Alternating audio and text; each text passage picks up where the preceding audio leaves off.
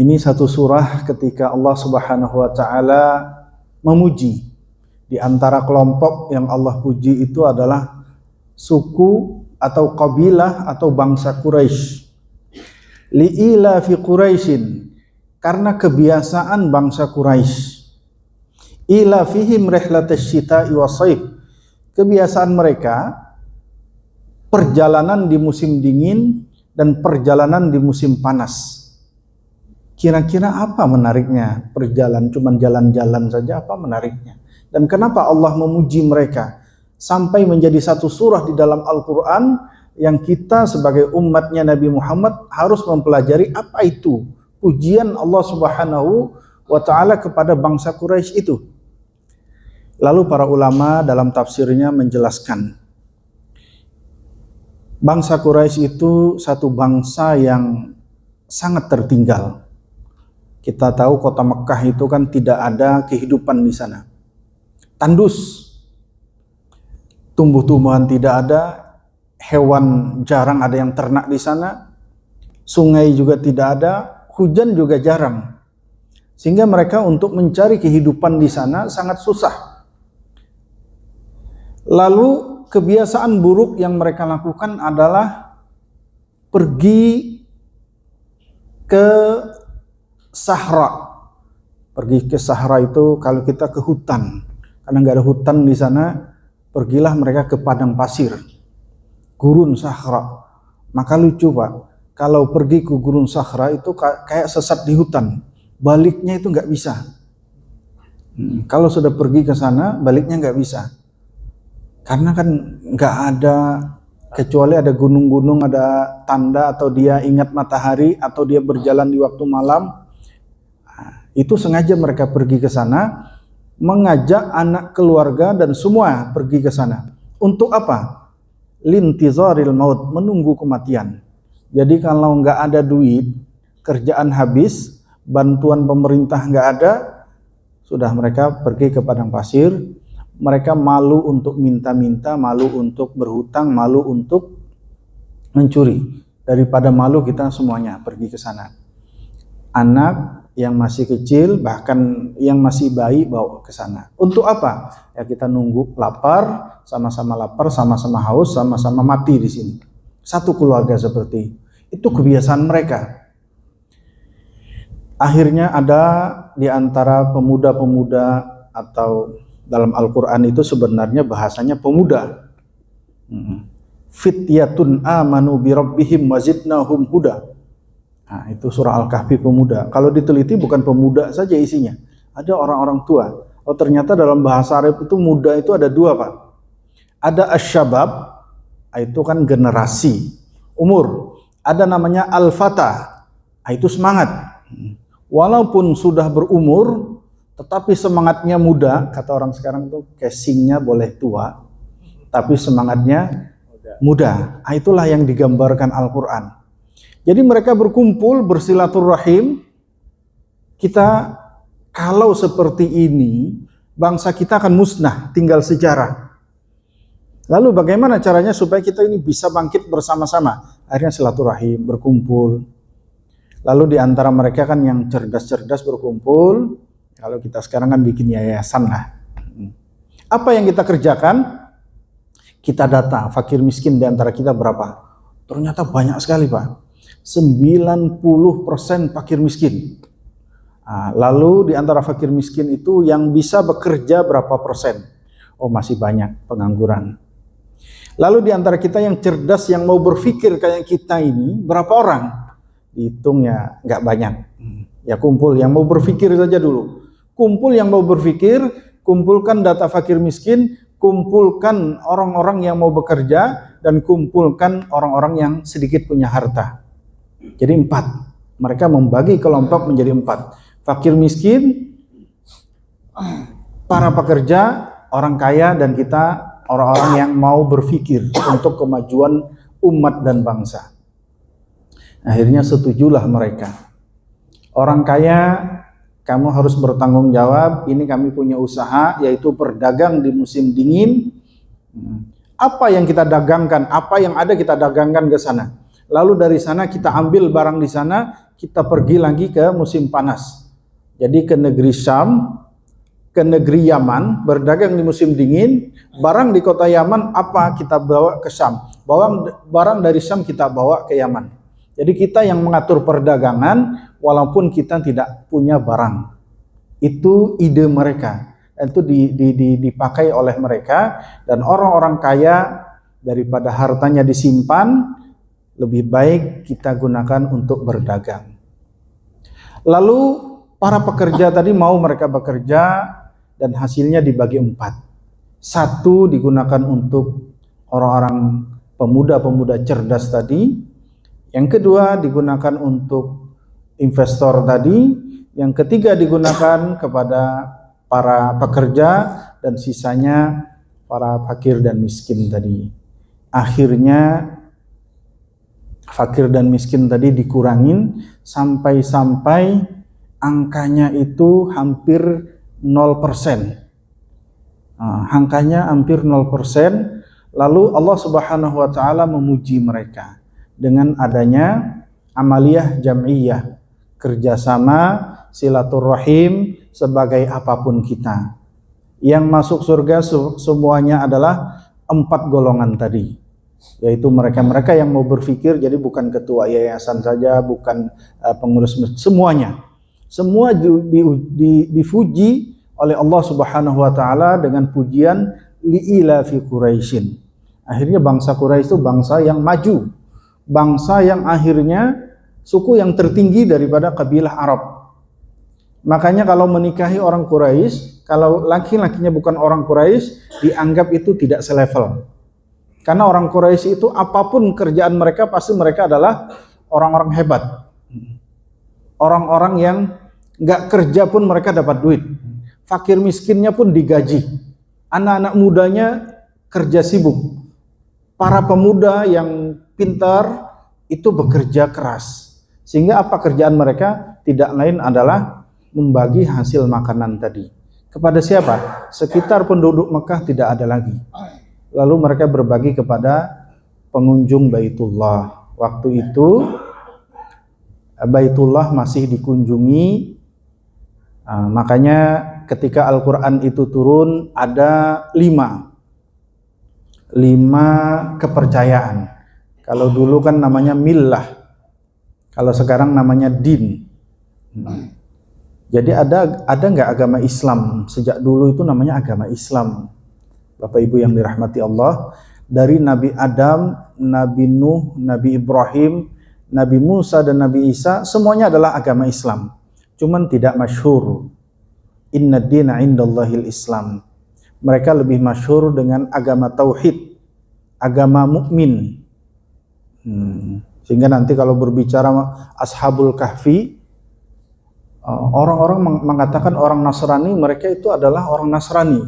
Orang Yahudi mengatakan mereka adalah orang Yahudi.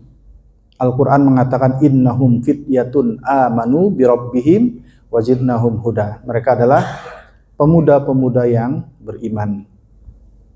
Jadi Bapak Ibu, apa yang kita ingin sampaikan pada kesempatan kali ini adalah hikmah bahwa Allah Subhanahu wa taala sangat memuji orang-orang yang bekerja keras, sangat memuji orang-orang yang berkelompok atau namanya amaliyah jam'iyah, atau kita sebut sekarang yayasan. Yayasan itu bagian dari amaliyah jam'iyah. Kemudian yayasan itu kan pasti punya visi dan visi. Kemudian visi dan visi yayasan itu kita wujudkan secara bersama-sama. Siapapun yang terlibat di dalamnya, insya Allah bagian dari orang-orang yang disukai Allah Subhanahu wa taala.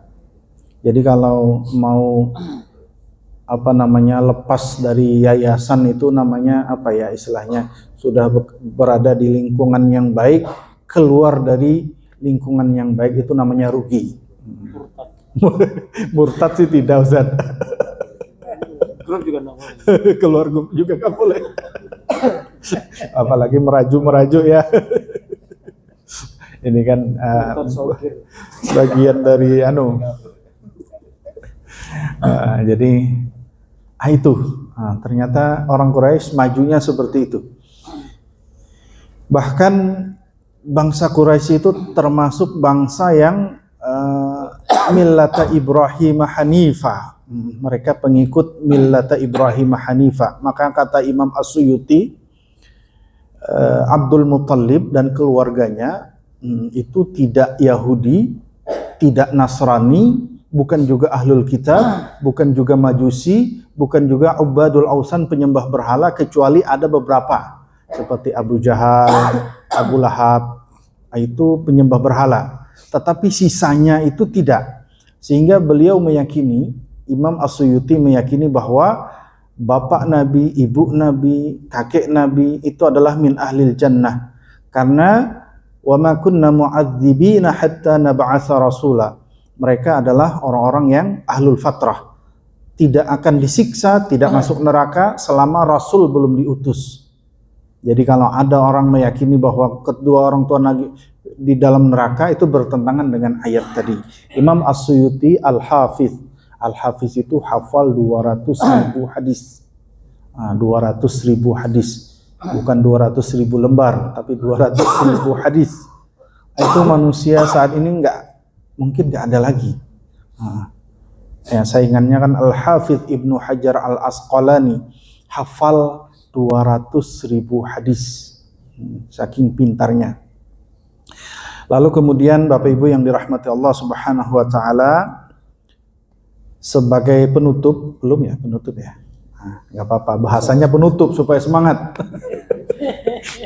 Karena kan kalau yang pertama, yang kedua, ini masih ada yang ketiga ini sebagai penutup, tapi penutupnya panjang.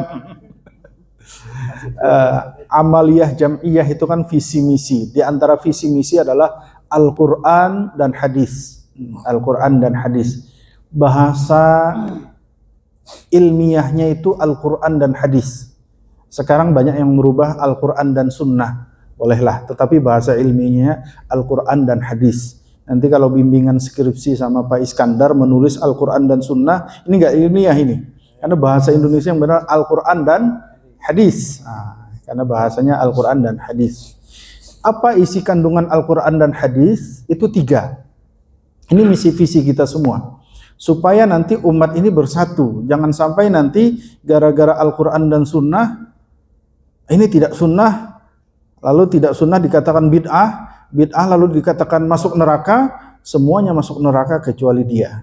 Itu kan tidak benar seperti itu. Bertentangan juga kata Nabi, kullu ummati yadkhulunal jannah illa man aba. Semuanya masuk surga kecuali satu yang tidak mau. Jadi dosen kami di Mesir namanya Dr. saya lupa namanya, Allahumma shalli ala sayyidina Muhammad. Beliau katakan ada hadis, sataftariku ummati, ada 73 golongan umatku terpecah. Itu beliau jelaskan. Terpecah itu bukan berselisih, tapi memang pecah. Kalau pecah itu kan, kalau gelas pecah, sisa pecahannya itu kan nggak dipakai lagi. Dan pecahannya cuma sedikit. Walaupun banyak, 72, tapi sedikit-sedikit.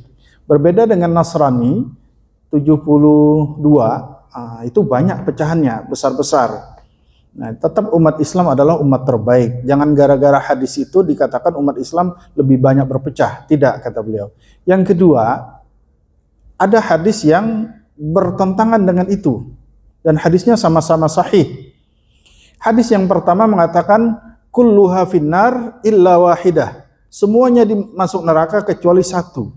Ini bahaya kalau memahami satu ini. Satu ini kamilah satu-satunya. Sebenarnya satu ini yang banyak tadi. Makanya Nabi mengatakan al-jamaah, semuanya. Kecuali yang berpisah sedikit-sedikit tadi. Kemudian kata beliau, dibandingkan dengan hadis lain, kulluha fil jannah illa wahidah. Hadis riwayat Al-Hakim, semua masuk surga kecuali satu golongan. Jadi tadi bertentangan kan? Semua masuk neraka kecuali satu golongan. Ini semua masuk surga kecuali satu golongan. Dan ini juga sahih. Dikuatkan dengan hadis, kullu ummati yadkhulunal jannah. Setiap umatku masuk surga. Maka umat Nabi Muhammad masuk surga semuanya, apapun golongan mereka. Puasanya hari Kamis, puasanya hari Rabu, asal jangan 2 hari sebelumnya udah buka. Itu kan beda itu. Kalau beda 1 hari itu masih umatku, kata Nabi. Jadi nanti mau hari raya Kamis, mau hari Jumat, asal bagian Al-Quran dan hadis. Yang nggak boleh khutbah 2 kali. Ustaz bisa khutbah Kamis nggak? Jumat sudah ada yang nawarin 2 kali khutbah. Lumayan 2 kali amplopnya. Dan itu di balik papan ada, Pak. Dan nggak usah kita sebut ya. Tidak komitmen juga itu ya, mestinya 1. Jadi yang benar itu seperti apa? Yang benar itu adalah umat Nabi yang Al-Quran dan hadis. Al-Quran dan hadis itu 3. Yang pertama adalah salimul akidah. Akidahnya selamat. Kata Imam Ghazali, yang mau selamat akidah itu adalah akidahnya Asy'ariyah Maturidiyah, atau disebut dengan Ahlu Sunnah wal Jamaah.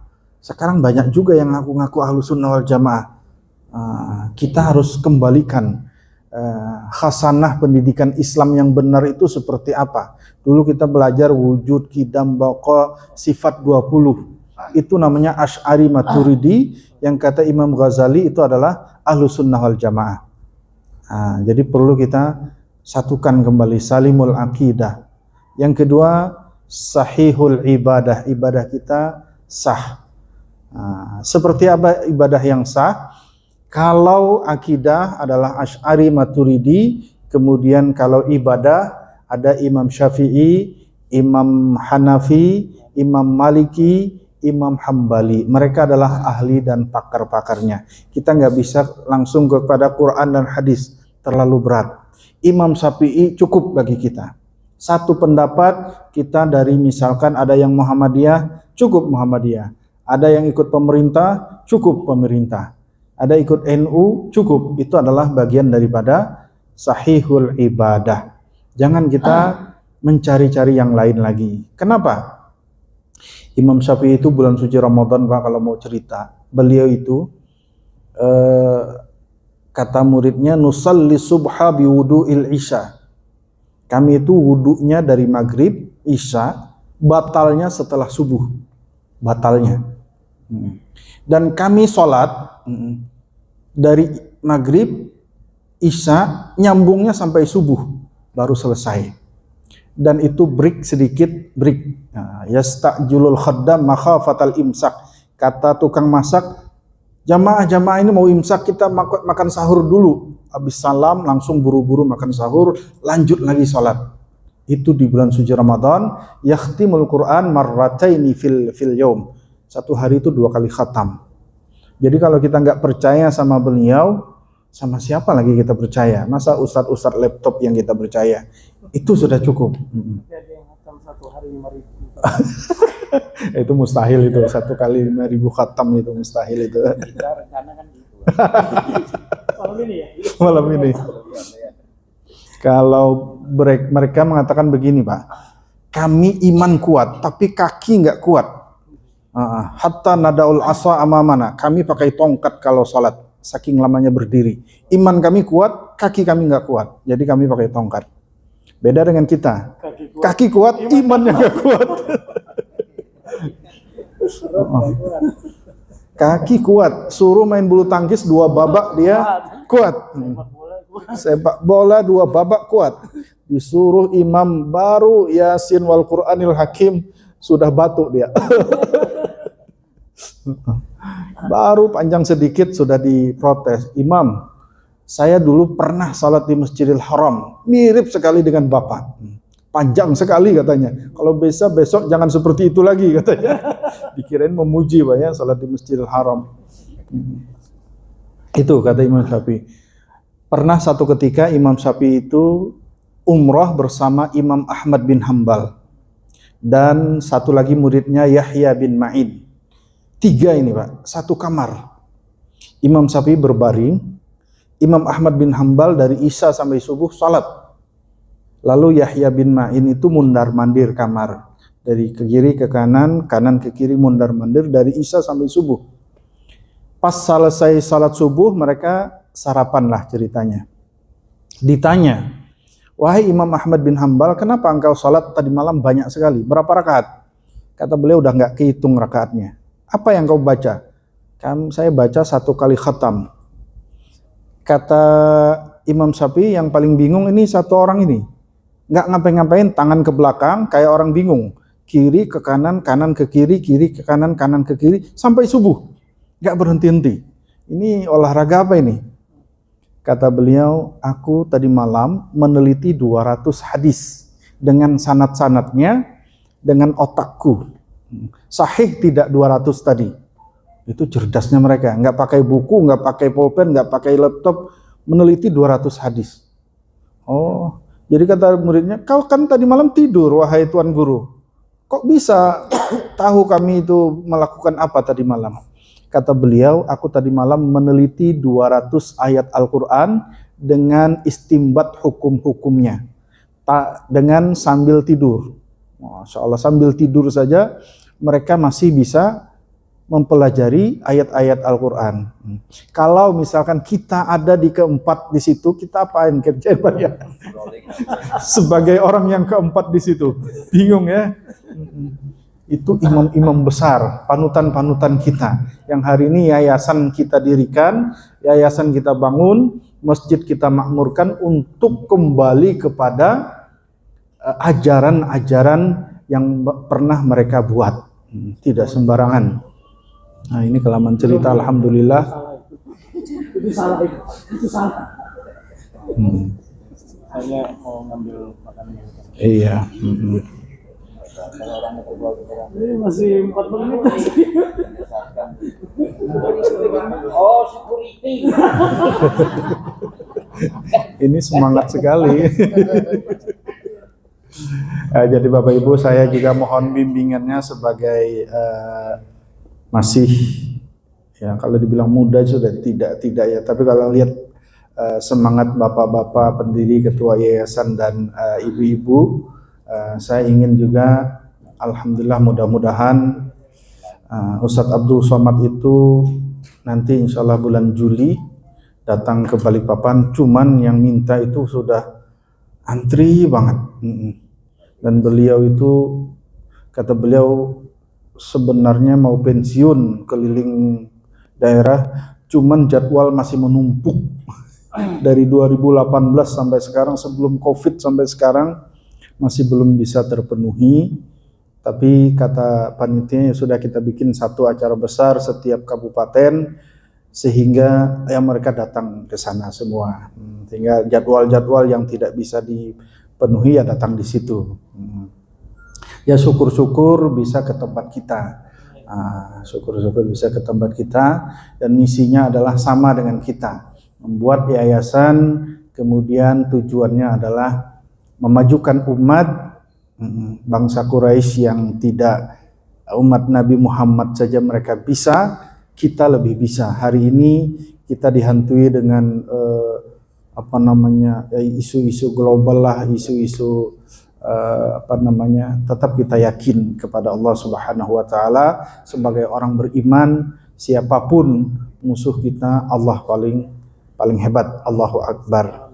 Mudah-mudahan bermanfaat. Ini salah khilaf, mohon maaf. Saya tidak bertausiah Bapak ya.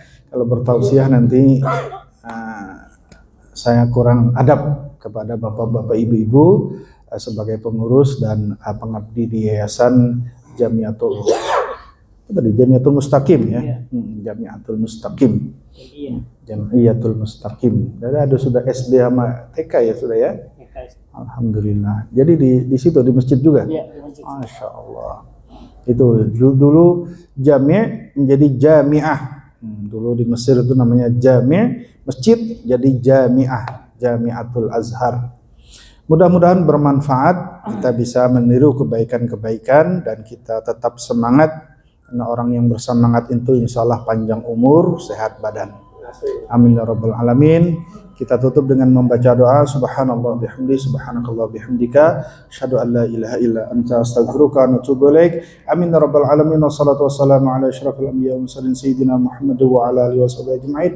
Allahumma ja'alna jam'ana hadza jam'an marhum wa tafarruqana min ba'dihi tafarruqan ma'suma.